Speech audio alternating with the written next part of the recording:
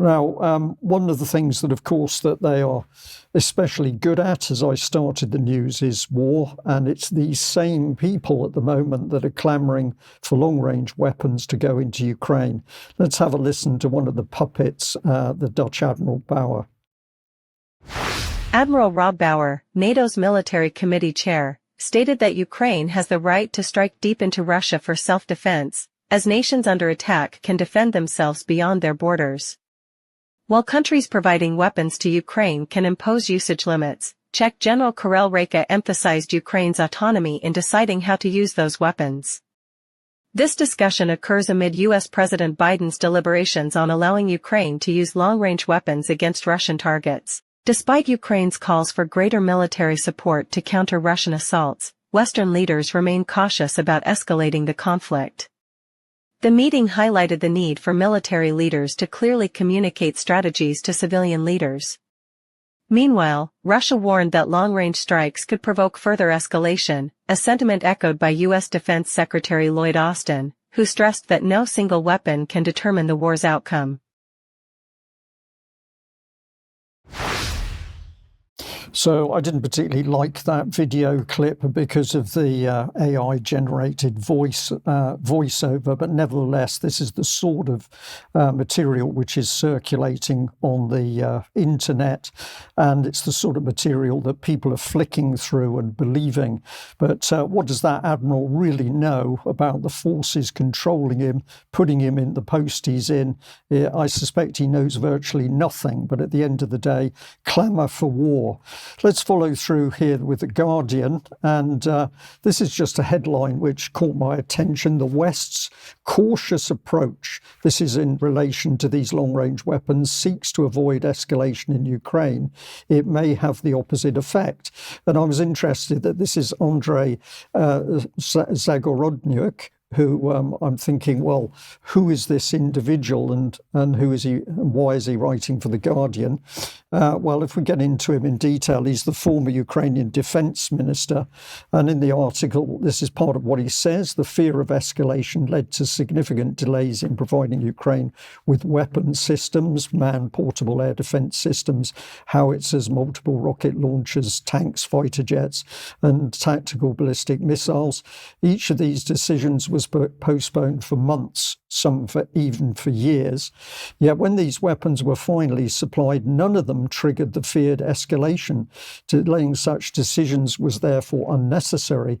Although nuclear escalation might have seemed a real threat at the time, enough evidence now exists to show that many of these concerns were overcautious. So this spokesman for The Guardian wants war and more weapons, and he's not bothered about the future. He said to bring an end to this war, even through negotiations or an armistice, Putin must first experience full operational defeats. He must see that his efforts are futile and his prospects grim. Only, quote, a clear, resolved strategy from the Western coalition, one that shows an unwavering commitment to victory without restraint, can secure this cause and save the world from a much larger disaster. So we have to plough into the Ukrainian conflict without thinking and without any form of restraint if we're to avert a larger disaster. This is sheer madness. But of course, the Guardian, in putting this viewpoint across, has not been completely honest with the audience. If you click on the gentleman's name in the article, it brings you through to this header, which does say that he's a former Ukrainian defense minister and a chair of the think tank, the Center for Defense Strategies in Ukraine. So that part is there, but is this the whole truth? I don't think so. And if we do a little bit of research on him, what do we find? That he's a distinguished fellow at the Atlantic Council and particularly their Eurasia Center.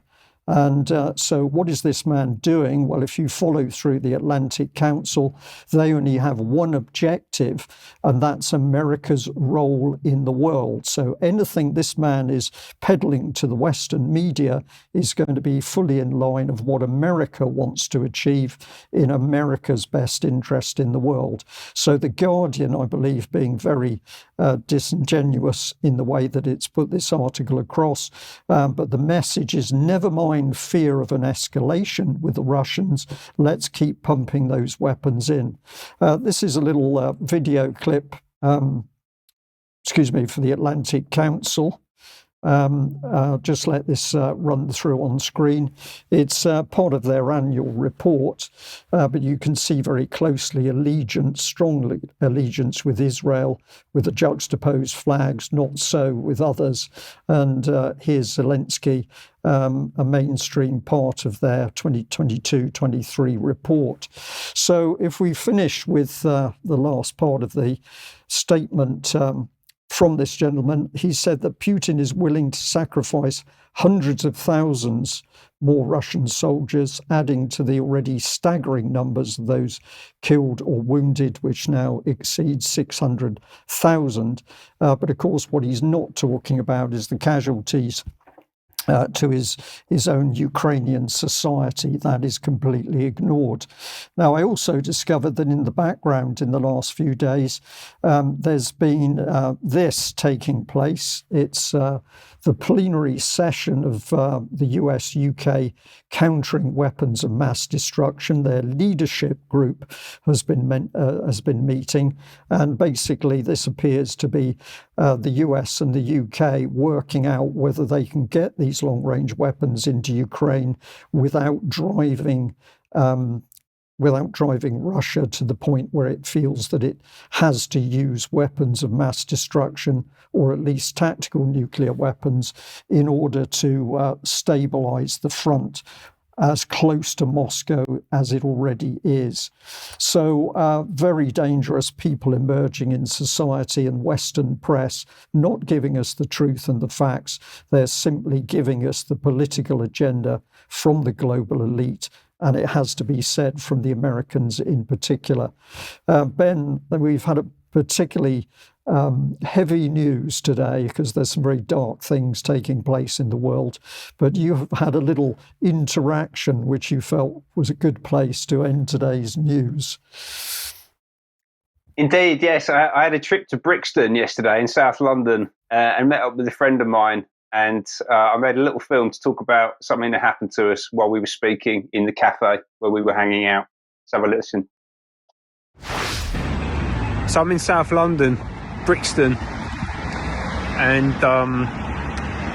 I'd just been out for a coffee with a friend of mine, a Rasta man, and we're sitting in a cafe, a black man and a white man, which is how we get described by some people, and we're having a very, very deep and serious conversation about what's going on in the country and the different layers of control from Chatham House and the Council on Foreign Relations and Bilderberg and the Trilateral Commission, and how all this stuff gets coordinated at the top level and then disseminated down through the system.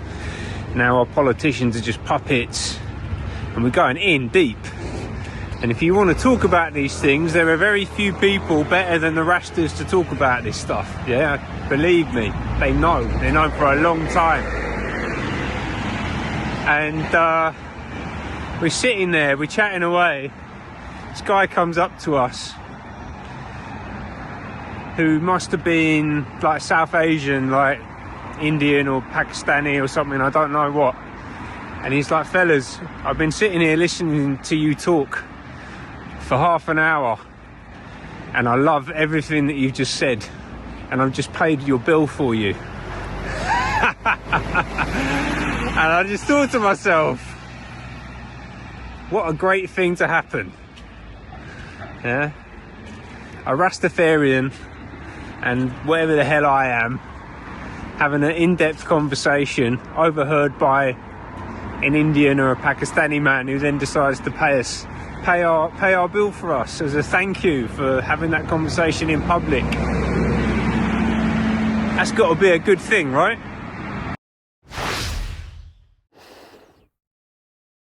What do you reckon, Brian? Is that a good thing? I think it's absolutely a good thing. And of course, if you hadn't have had the conversation, the man couldn't have overheard you and the bill wouldn't have been paid. So at the end of the day, it's down to individuals speaking out in society and finding other like-minded men and women. So Ben, thank you very much for that clip. We must end there. Thank you to our viewers wherever you are in the world, and I understand that we've got an increasing number of viewers in Asia. Lady spoke to me about that over the weekend. I was a bit surprised at some of the things she said to me, but if you're watching in other parts of the world, thank you very much for joining in with us. We have to finish now. If you're a member of UK Column, then please join us for UK Column Extra. Otherwise, we'll see you at the same time on Wednesday. Bye-bye.